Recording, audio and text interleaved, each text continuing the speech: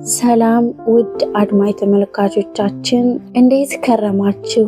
እንዴትስ ለዛ ቆያችሁ? የባከነች ነፍስ ክፍል 3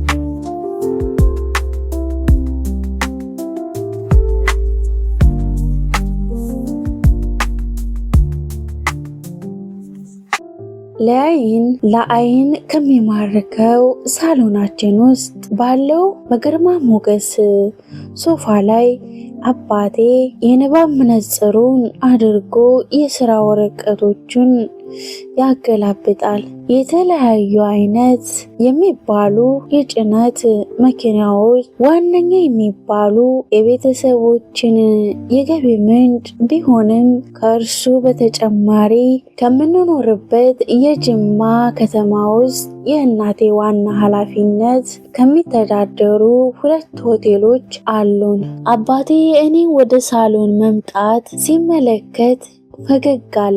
ዛሬም በፈተና ውጤትሽ መበላሸት እያዘንሽ ነው? እንዴት አላዝን አባዬ፣ የለፋውበትና የጓጓሁለት ውጤት እኮ ነው። በሐዘን የምትለውጪው ምን አለና? ነይ እስኪ። ከጎኑ አስቀምጦ ፀጉሬን መዳበስ ጀመረ። ዛሬ ለምን ራት ውጭ አንበላም? የእናቴ ሐሳብ ነበር። እኔ ግን ከቤት መውጣት እንደማልፈልግ ገለጽኩላት። ውጤትሽ የተበላሸው በስህተት ምክንያት ሊሆን ስለሚችል እያጣራሁ ነው። ግን በእንደዚህ አይነት ጭንቀት ውስጥ መቆየት መፍትሄ ስላልሆነ ጠንካራ መሆን አለብሽ። ደግሞ እናትሽ ጥሩ ሐሳብ ነው ያመጣችው። ዛሬ እራት ውጭ ነው መብላት ያለብን። መንገደኛ ስለሆንሽ የመሰነባበቻ ይሆነናል። መንገደኛ ማን ነው? መንገደኛ አዲስ አበባ አክስትሽ ቤት የቀረችውን የክረምት ጊዜ እንድታሳልፊ እኔና አባትሽ ወስነናል። ላንቺም ቢሆን ከዚህ ጭንቀት እዛ ይሻልሻል። ንግግሯ የጥያቄ ሳይሆን ትዕዛዝ አዘል ስለነበረ ዝምታን መረጥኩኝ። በሉ አንድ የማገኘው ሰው አለ፣ ለባብሳችሁ ጠብቁኝ ብሎ አባቴ ጉንጬን ስሞ ወጣ። በይተነሽና ገላሽን ታጠቢ፣ ከዚህ በኋላ ሐዘን የሚባል ነገር የለም። እናቴ ሳምንቱን ሙሉ የሆቴሉን ኃላፊነት ለማናጀሮች አስረክባ ከእኔ ጋር ነበረች ያሳለፈችው።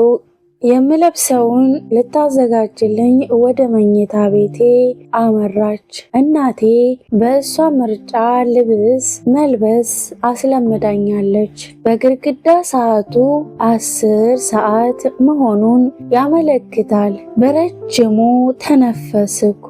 የሐምሌ ሰማይ በደመና ተከቦ ያስገመግማል። እዚህን ጭፍክክ ያለ ቀን ነበረ፣ ልክ እንደኔ ልብ።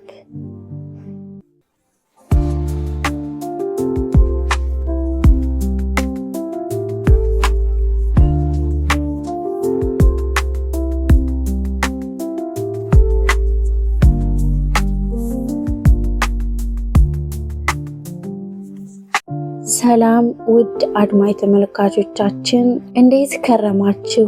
እንዴትስ ለዛ ቆያችሁ? የባከነች ነፍስ ክፍል 3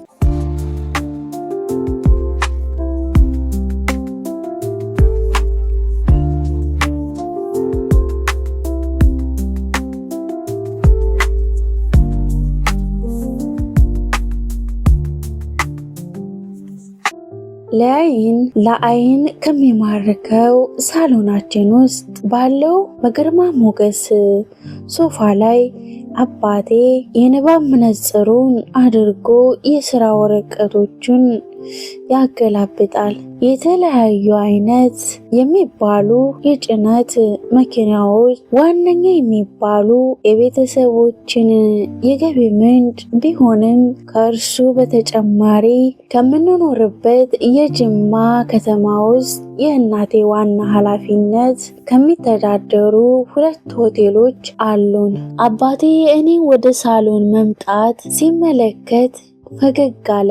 ዛሬም በፈተና ውጤትሽ መበላሸት እያዘንሽ ነው? እንዴት አላዝን አባዬ፣ የለፋውበትና የጓጓሁለት ውጤት እኮ ነው። በሐዘን የምትለውጪው ምን አለና? ነይ እስኪ። ከጎኑ አስቀምጦ ፀጉሬን መዳበስ ጀመረ።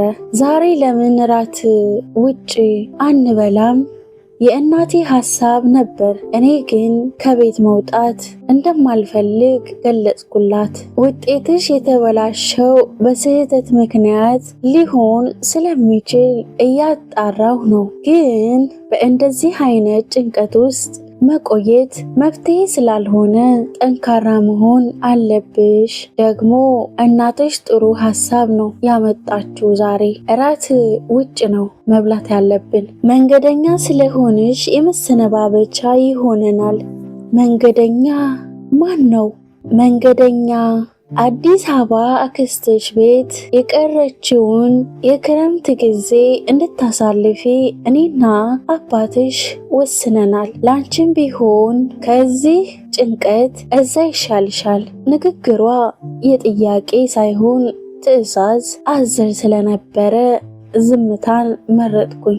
በሉ አንድ የማገኘው ሰው አለ፣ ለባብሳችሁ ጠብቁኝ ብሎ አባቴ ጉንጬን ስሞ ወጣ። በይ ተነሽና ገላሽን ታጠቢ።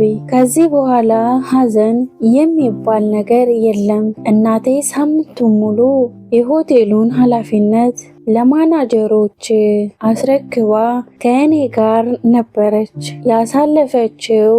የምለብሰውን ልታዘጋጅልኝ ወደ መኝታ ቤቴ አመራች። እናቴ በእሷ ምርጫ ልብስ መልበስ አስለምዳኛለች። በግድግዳ ሰዓቱ 10 ሰዓት መሆኑን ያመለክታል። በረጅሙ ተነፈስኩ። የሐምሌ ሰማይ በደመና ተከቦ ያስገመግማል። እዚህን ጭፍክክ ያለ ቀን ነበረ፣ ልክ እንደኔ ልብ።